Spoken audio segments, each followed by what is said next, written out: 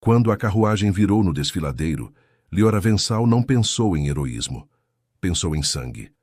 O cavalo do barão Ardelis Urhan escorregou na lama e o corpo dele bateu na pedra como um saco de trigo. A escolta gritou, mas ninguém desceu primeiro. O vale cheirava a pólvora e emboscada. Liora, criada de cozinha, rasgou o avental, amarrou a coxa dele e apertou até a pele ficar roxa. Respira, disse, e o barão obedeceu como se ela fosse dona do ar.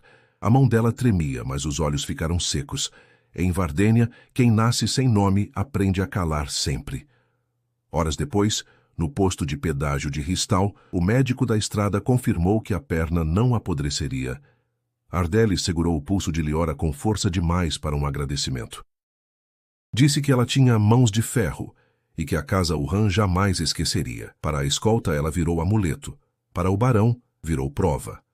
No salão do posto, ele pediu vinho e escreveu uma carta com selo vermelho. Liora viu seu nome, torto, mas enfim escrito, e sentiu perigo dentro da tinta. Ali ela pensou na mãe morta, no pai ausente e no preço de ser notada pelos ricos. 3 anos antes, na cidade portuária de Selvar, Liora fora julgada por roubar farinha. Não roubara, apenas levou para o irmão febril, e a padaria do conde queria um exemplo. O juiz, com dedos manchados de tabaco, condenou-a a servir por dívida na cozinha grande de Targem, a capital de Vardênia. Foi ali que ela aprendeu a medir silêncio como sal e a desviar os olhos dos banquetes. Na véspera da viagem, uma mulher velha sussurrou, fuja do olhar que agradece. Liora riu, sem entender que gratidão pode virar corrente. Agora, vendo o selo vermelho, ela ouviu o aviso ecoar. Quando chegaram à propriedade Urhan, em Lomedo, os portões se abriram como bocas treinadas. Liora foi lavada, penteada e vestida com um traje simples demais para a sala de mapas, mas limpo o bastante para confundir criados. Ardelis mandou que ela ficasse perto, porque a dor o fazia suar e porque os médicos temiam infecção. À noite, ele contou segredos de guerra comercial, impostos, rotas, contrabandistas. Liora escutou por obrigação, mas percebeu que o barão buscava nela uma testemunha leal, alguém que não pudesse contradizê-lo em público. Essa proximidade, que parecia prêmio, era a primeira tábua do cativeiro dela ali.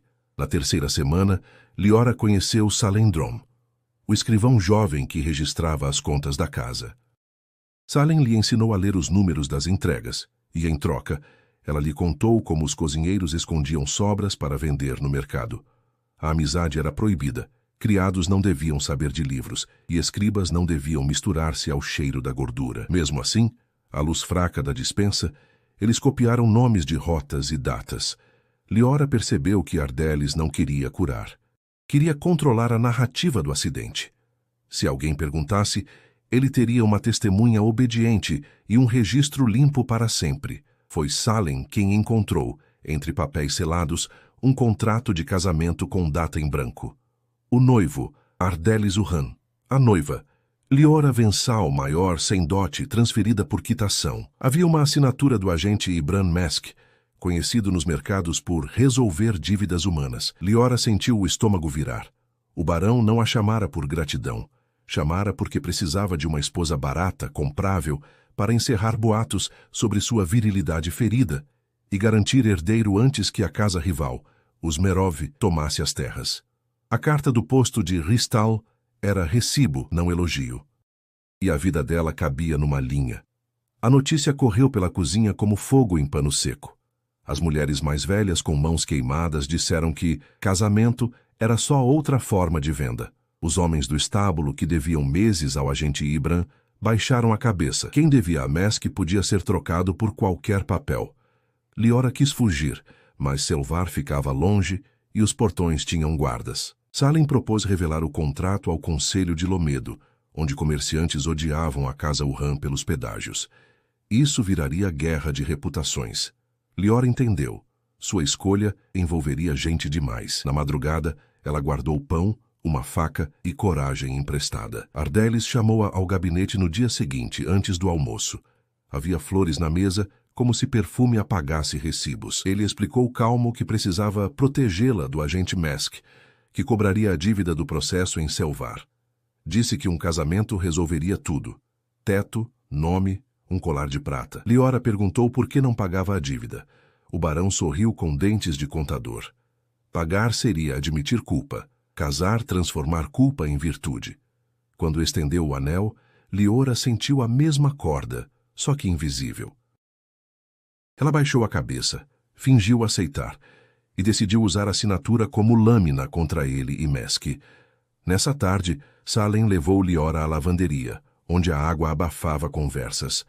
Lá estavam Nessa Roin e Tovan Krell, ambos com dívidas.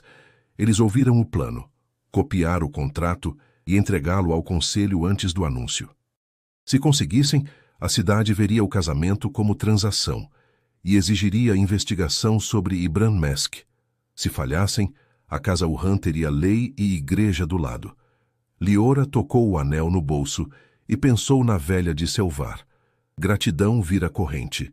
Documento pode virar chave.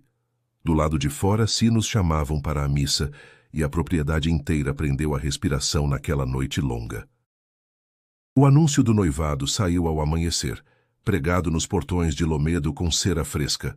O texto falava de honra, providência e reconciliação. Liora leu de longe, contando respirações para não rasgar o papel com as unhas. O plano precisava acontecer antes do jantar cerimonial, quando padres e mercadores beberiam juntos e a versão do barão viraria verdade. Salem escondeu a cópia do contrato entre folhas de contas de sal, e nessa distraiu o capataz pedindo baldes extras. Tudo parecia simples demais, e isso assustava.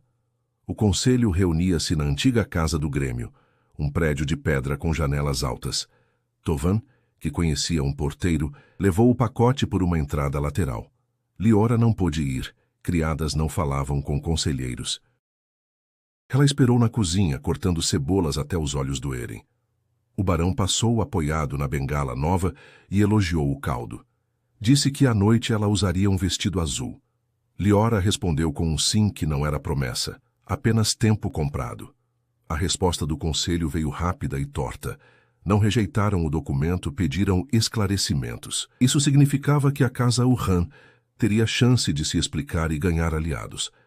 Ardelis convocou uma audiência privada e levou consigo o padre Corvin, que falava de sacramentos como contratos. Ibram Mesk apareceu antes do meio-dia, sorrindo como quem já recebeu. O pátio encheu-se de cochichos. Liora percebeu que seu nome agora circulava entre homens que nunca a veriam como pessoa. Era moeda em mesa grande. Na audiência, o barão apresentou o casamento como reparação, uma dívida transformada em proteção. Mesk confirmou com números, Corvin com citações. O conselho hesitou, mais preocupado com pedágios do que com uma criada. Salem tentou falar, mas foi silenciado por regras. Ao fim, decidiram adiar qualquer decisão até depois da cerimônia. O adiamento era derrota disfarçada.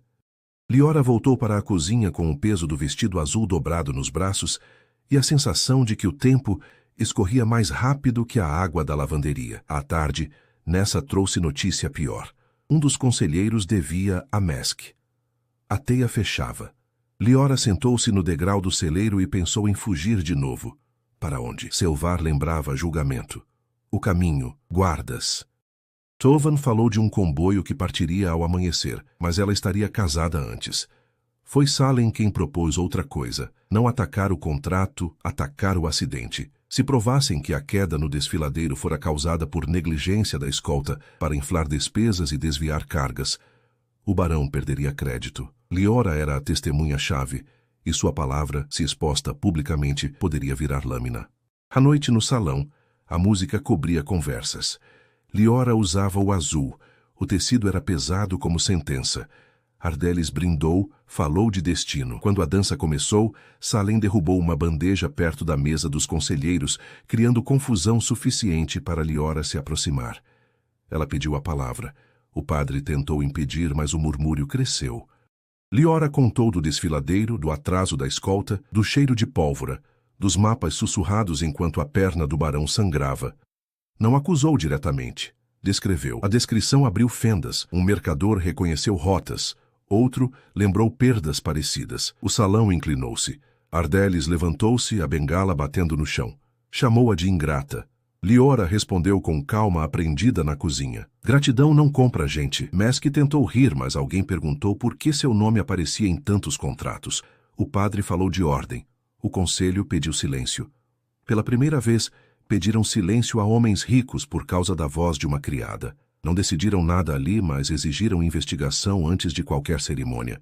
O noivado foi suspenso. A música morreu. Na madrugada, Liora não dormiu. Sabia que suspensão não era liberdade. Ardelis poderia pagar, ameaçar comprar tempo. Mesk poderia desaparecer com papéis. Ao amanhecer, guardas bateram à porta da cozinha, não para prendê-la, mas para escoltá-la ao Grêmio. O conselho queria depoimento formal. Liora caminhou entre pedras com o vestido agora amarrotado, sentindo-se menos leve do que quando salvara uma vida, mas mais firme do que nunca. No Grêmio, escreveram seu nome corretamente. Perguntaram detalhes, datas, cheiros. Liora respondeu. Salem, do lado de fora, esperou sem saber se haveria de novo. Quando ela saiu, o sol já alto, o conselheiro mais velho disse que a investigação levaria semanas e que, por segurança, Liora ficaria sob proteção da cidade, não da casa Urhan. Proteção era outra palavra perigosa, mas melhor do que casamento vendido. Liora respirou fundo. A luta não acabara. Apenas mudara de sala. Ainda assim, havia algo novo. Sua história estava escrita em livro público. E livros, ao contrário de recibos, podem ser lidos por muitos. A casa designada pelo conselho ficava perto do mercado de peixes, onde o cheiro forte confundia curiosos. Liora passou a primeira noite sentada, ouvindo passos na rua e contando as próprias batidas do coração. Proteção significava vigilância dupla. Guardas para impedir o barão e olhos para medir cada palavra dela. Pela manhã, um escrivão trouxe pão e avisou que novas audiências seriam marcadas. Liora pediu papel. Escrever agora era defesa. A investigação começou pelo desfiladeiro. 3 soldados da cidade foram enviados, acompanhados por um mercador neutro. Liora descreveu o caminho com precisão de quem carrega mapas invisíveis. A curva cega, a lama recente, o ponto onde o cheiro de pólvora não combinava com tempestade nenhuma. Enquanto isso, Ardelis recolheu aliados. A casa Urhan ofereceu descontos de pedágio, doou vinho à igreja e espalhou a versão de que Liora fora manipulada por um escrivão ambicioso. O nome de Salem começou a circular com veneno. Ele perdeu o posto e passou a dormir na oficina de um encadernador. Mesk sumiu por 2 dias. Quando reapareceu, trouxe cópias autenticadas do contrato, com datas ajustadas e testemunhas pagas. O conselho rangeu. A cidade aprendia na prática que papel não garante verdade. Liora foi chamada novamente. O padre Corvin tentou conduzir a fala para arrependimento e perdão. Ela respondeu com fatos e recusou absolvições que custavam silêncio. Não era fé que faltava, era justiça que sobrava para poucos. No mercado, rumores dividiram Lomedo. Alguns viam Liora como ingrata, que morde a mão que a salvou. Outros, como espelho incômodo. Nessa e Tovan levaram comida e notícias. Disseram que mulheres de outras casas cochichavam sobre dívidas transformadas em alianças. A história começava a criar parentes. Liora percebeu que sua voz agora carregava outras. Isso a assustou mais do que o anel no bolso. Uma semana depois, os soldados voltaram do desfiladeiro com achados. Marcas de roda desviadas, pólvora molhada escondida em fendas, registros de carga que não batiam com o manifesto. Nada provava crime sozinho. Juntos desenhavam padrão. O conselho pediu explicações à escolta de Ardelis. 2 homens desertaram. Um foi encontrado bêbado demais para falar. O outro aceitou depor em troca de perdão parcial. Disse que atrasos eram comuns para justificar perdas acidentais. O nome de Mesk apareceu como financiador de silêncios. Ardelis, pressionado, tentou nova jogada. Ofereceu casamento público com dote para Liora. Desta vez, por amor, e prometeu libertar devedores. Era uma narrativa elegante. Liora recusou em audiência aberta. Disse que amor não se propõe como acordo de crise. O salão reagiu com espanto e, pela primeira vez, aplausos contidos. O padre fechou a boca. Salem, mesmo desempregado, ajudou a organizar documentos. O encadernador emprestou mesa. Eles cruzaram contas, datas, selos. Descobriram que contratos de Mask eram transferidos no mesmo dia de acidentes convenientes. O conselho começou a falar em banimento do agente. A Casa Wuhan respondeu com ameaça velada de retirar investimentos. Lomedo sentiu o peso de escolher entre pão barato e precedente perigoso. Numa tarde chuvosa, Liora encontrou Ardelis no corredor do Grêmio. Sem plateia, ele deixou cair o tom nobre. Disse que ela destruía mais do que sabia, que casas caem sobre inocentes. Liora respondeu que casas caem quando construídas sobre gente. Ele riu sem humor e prometeu que ela nunca mais pisaria em Selvar nem em Targem. A ameaça era ampla, a coragem dela, cansada. O conselho votou medidas provisórias, suspendeu os contratos de Mask, impôs auditoria às escoltas e manteve Liora sob guarda até o fim. Não houve banimento imediato. Política é lenta. Mask reagiu com processo por difamação. Ardelis fechou armazéns por um dia, o suficiente para elevar preços e criar raiva contra a criada.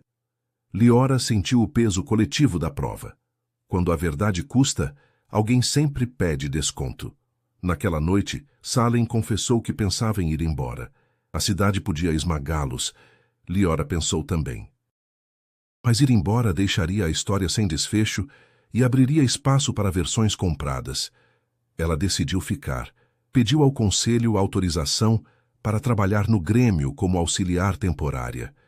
Queria aprender a linguagem que aprendia. O pedido surpreendeu. Concederam sob vigilância. Trabalhando entre livros, Liora viu padrões maiores. Como dívidas nasciam, como viravam alianças, como mulheres sumiam nos registros.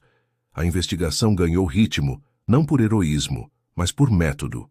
E método é paciência. Ao fim do mês, o conselho marcou a audiência final.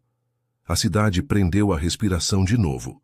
Liora guardou o anel no fundo da gaveta. Não era troféu. Era prova de que sobreviver não basta. É preciso permanecer. Na manhã da audiência final, Lomedo acordou com filas diante do Grêmio. Comerciantes queriam saber se os pedágios mudariam. Devedores temiam o nome de Mask ser pronunciado em voz alta.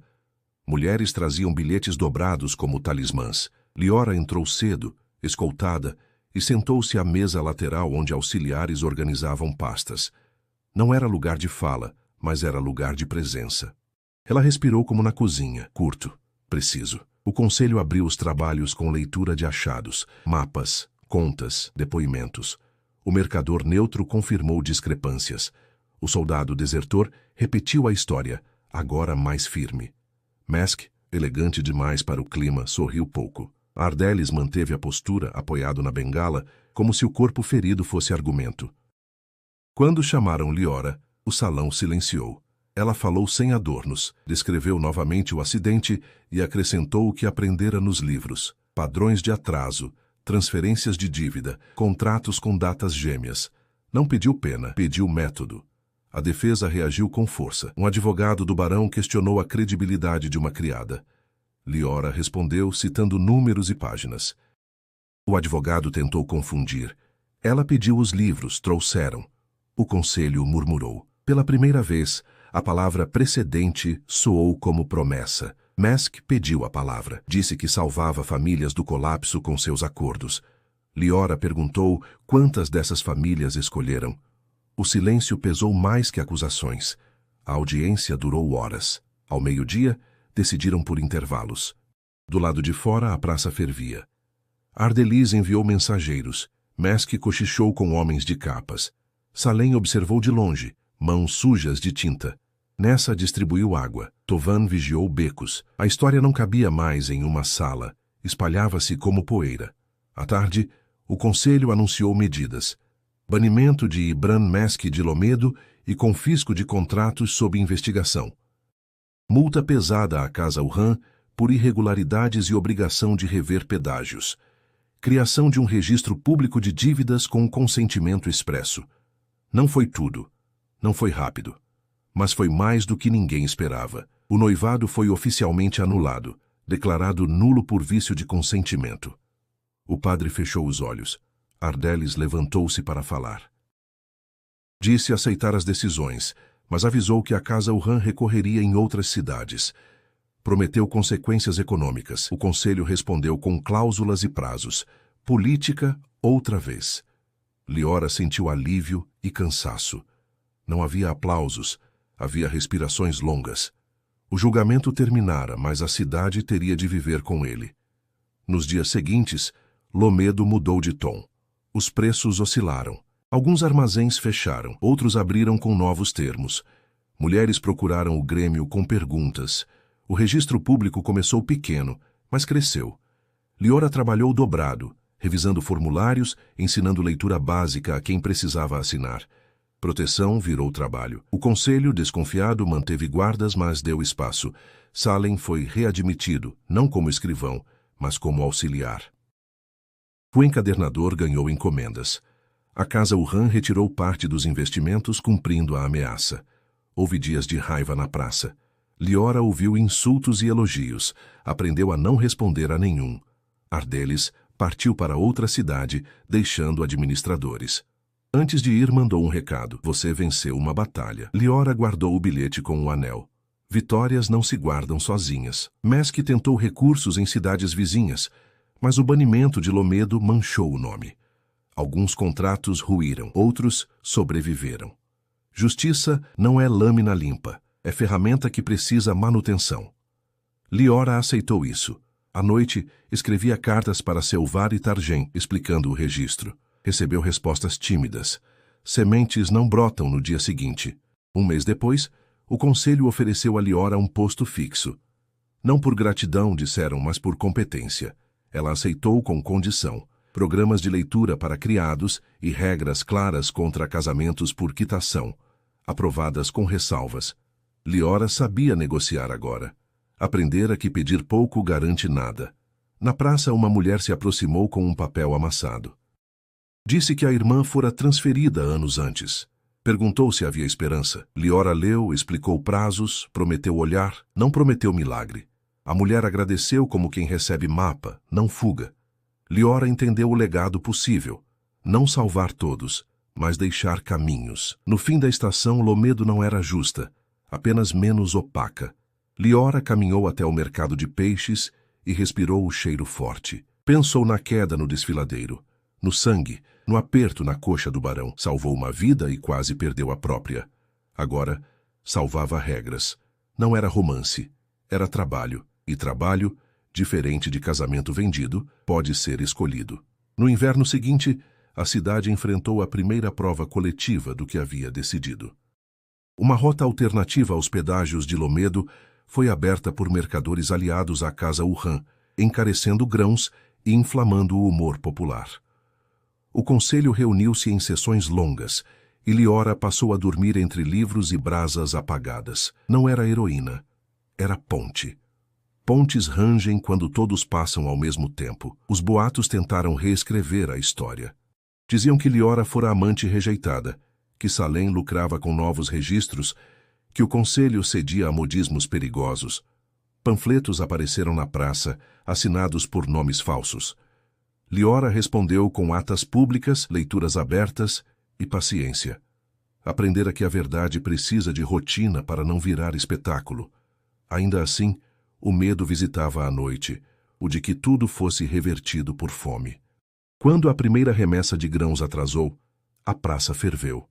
Um grupo tentou invadir o Grêmio. Guardas contiveram, mas a tensão ficou. Liora pediu audiência aberta, explicou as rotas, os contratos em revisão, os prazos. Falou de escolhas difíceis, pagar menos agora e depender depois, ou sustentar regras e negociar juntos. Não pediu confiança, pediu tempo com números. Alguns vaiaram. Outros ouviram. Tempo é moeda rara em crise. Salem sugeriu convocar cidades vizinhas para acordo regional. A ideia era arriscada. Lomedo parecia fraca. Ainda assim, enviaram cartas. 2 cidades responderam. Uma enviou representantes. Negociaram tarifas temporárias e inspeções cruzadas. Não era ideal, mas evitou ruptura. A Casa Urran perdeu força no isolamento. Ardelis, à distância, assistiu. O jogo mudara. Mesk tentou retornar com um nome diferente.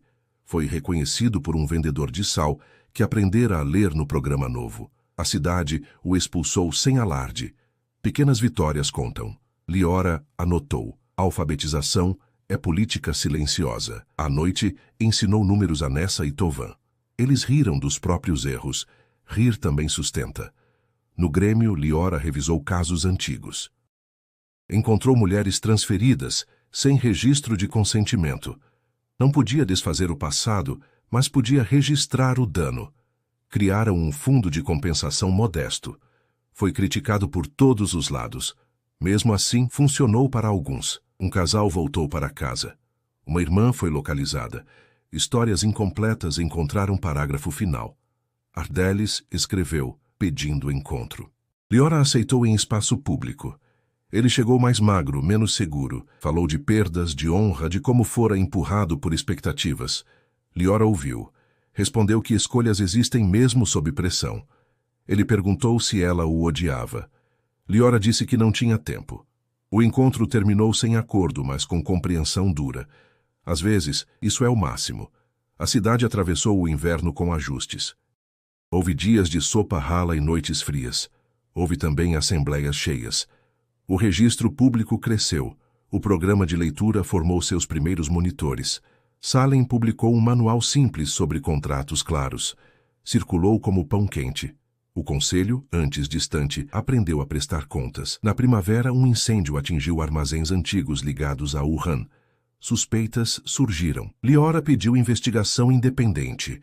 Não queria vitórias manchadas. Descobriram descuido, não conspiração. A transparência custou aliados momentâneos, mas manteve o método. Liora repetia: regras não escolhem amigos. Com o degelo, os preços caíram.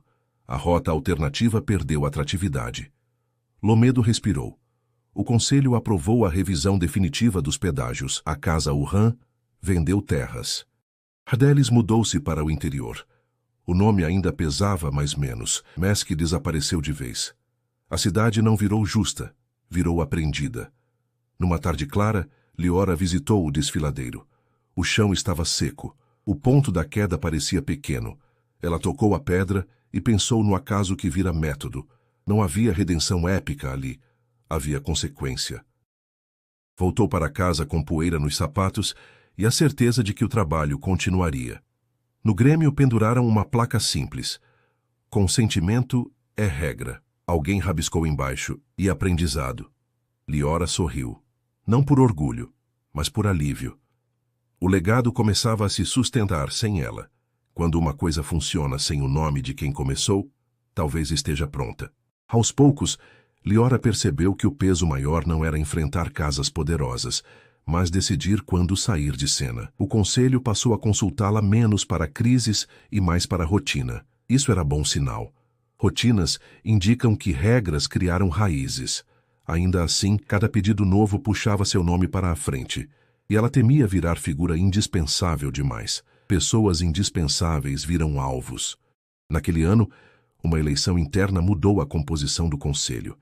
Entraram comerciantes jovens formados nas leituras públicas e saiu o conselheiro mais velho, cansado. Na despedida, ele disse a Liora que o maior erro de Lomedo fora confundir estabilidade com silêncio. Você nos ensinou a ouvir barulho útil, disse. Liora respondeu que barulho sem método vira tumulto. Ele riu. Aprendizados são trocas. Com a nova composição, veio a proposta de ampliar o registro público para outras cidades. Liora apoiou, mas impôs limites, autonomia local e auditorias cruzadas. O acordo regional nasceu pequeno e frágil. Foi o suficiente para reduzir a volta de agentes como Mesk. A política começava a parecer rede, não muralha. Salem recebeu convite para trabalhar fora. Hesitou. Liora o incentivou a ir. Precisavam espalhar prática, não concentrar talento. Na despedida, ele deixou o manual revisado e uma carta simples. Você me ensinou que números falam quando alguém aprende a ouvir. Liora guardou a carta no livro de atas, entre páginas usadas. Não por afeto, mas por coerência. Sentimentos também fazem parte do registro. Nessa assumiu uma turma de leitura. Tovan abriu um pequeno negócio de transporte com contratos claros. Histórias menores, mas consistentes. Liora acompanhou de longe. Aprendeu a delegar. Aprendeu a recusar. Aprendeu a descansar sem culpa. Nem sempre. Um dia, chegou notícia de Selvar. A cidade revisava processos antigos por pressão de mercadores que temiam perder comércio para Lomedo. Uma comissão queria ouvir Liora. Ela aceitou viajar, não como acusadora, mas como técnica. Voltar a Selvar doeu. As ruas pareciam menores. O tribunal cheirava ao mesmo tabaco. O juiz antigo não estava mais lá. Ela falou de método, não de vingança. Alguns processos foram revistos, outros não. Ainda assim, uma rachadura apareceu. Liora voltou sem aplausos e com cansaço bom. Em Targem, a capital, houve resistência maior. Casas antigas não gostam de espelhos. Liora não insistiu. Aprendera que empurrar demais quebra alianças úteis. Plantou papéis, não discursos. Às vezes é o máximo. De volta a Lomedo, encontrou um convite inesperado, um cargo permanente de coordenação regional. Status, salário, segurança. Liora recusou. Indicou Nessa e 2 outros nomes. O conselho estranhou. Ela explicou. Cargos precisam circular para não virar propriedade. Foi chamada de ingênua. Sorriu. Ingenuidade é a acusação comum quando alguém não aceita trono invisível. Sem o cargo, Liora ficou com um posto menor e tempo maior. Escreveu um guia prático de consentimento em linguagem simples. Circulou. Recebeu críticas por ser simplista. Funcionar exige simplicidade. À noite, caminhava pelo mercado de peixes e sentia o cheiro forte como lembrança de vigilância. Ardelis morreu no interior. Segundo cartas, não houve escândalo. Liora leu a notícia sem emoção. Guardou o anel e o bilhete juntos numa caixa, não como troféus, mas como arquivo. Histórias precisam de começo e fim, mesmo quando não são bonitas. No aniversário da audiência final, o Grêmio promoveu uma leitura pública. Pessoas contaram o que mudou e o que não mudou. Uma mulher disse que agora sabia dizer não. Um homem reclamou de burocracia. Liora ouviu ambos. A verdade mora na fricção. Quando o inverno voltou, Lomedo estava diferente. Não melhor em tudo, mas mais capaz de discutir. Liora sentiu que podia partir. Preparou uma mala pequena. Antes de ir, pendurou no Grêmio uma folha nova. Regras vivem de uso. Não assinou. Na estrada, pensou no desfiladeiro outra vez. Salvou um homem e foi quase vendida por isso. A recompensa não foi justiça plena. Foi aprendizado compartilhado. Isso bastava. Caminhou leve, sem casa poderosa às costas. Se alguém perguntasse quem ela era, diria apenas alguém que ficou tempo suficiente para que outros ficassem também. E seguiria. A estrada para o sul era estreita e comum, do tipo que não entra em mapas grandes. Liora escolheu-a de propósito. Caminhou entre carroças e viajantes sem pressa, aprendendo de novo o peso do próprio corpo sem escoltas nem atas. Em vilas pequenas, ouviu histórias parecidas com a sua, contadas em voz baixa. Não interferiu sempre. Às vezes, só escutar já desloca algo. Em uma pousada, um mercador reconheceu seu nome e ofereceu desconto. Liora recusou. Disse que nomes não compram camas. O homem riu, sem entender, mas respeitou. Em outra vila, uma mulher pediu ajuda para ler um contrato simples. Liora explicou termos, não decidiu por ela. Quando a mulher assinou, o fez com firmeza. Pequenos gestos constroem hábitos. Meses depois, Liora chegou a um porto menor que Selvar. Trabalhou como copista por salário modesto. Ali, viu práticas antigas e novas convivendo. Não havia conselho interessado em reformas, mas havia gente curiosa. Liora organizou leituras semanais na doca. Vieram poucos no começo, depois mais. Ninguém a chamava de líder. Era melhor assim. Uma carta chegou de Lomedo, escrita por Nessa. Contava que o registro resistia, que havia conflitos, que nada era garantido. Liora sorriu. Garantias absolutas são mentira confortável. Guardou a carta com cuidado. Respondeu com perguntas, não conselhos. Certa tarde, um jovem perguntou por que ela se importava tanto com consentimento. Liora pensou no desfiladeiro, no anel, no contrato com data em branco. Respondeu que consentimento é quando a escolha cabe inteira na mão de quem escolhe, sem empurrões invisíveis. O jovem anotou. Talvez esquecesse depois. Ainda assim, ouviu. Os anos passaram sem cerimônia. Liora envelheceu pouco, mas aprendeu muito. Não fundou escolas nem escreveu tratados famosos. Preferiu manuais que se gastam. Em mercados, seu nome às vezes surgia, às vezes não. Quando surgia, ela mudava de assunto. Num inverno tardio, Liora adoeceu levemente e ficou dias na cama.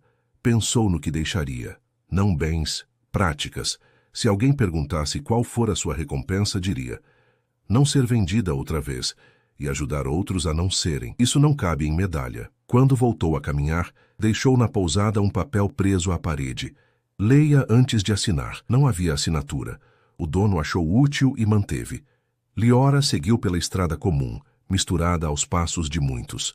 O legado não precisava dela presente, precisava apenas continuar sendo usado.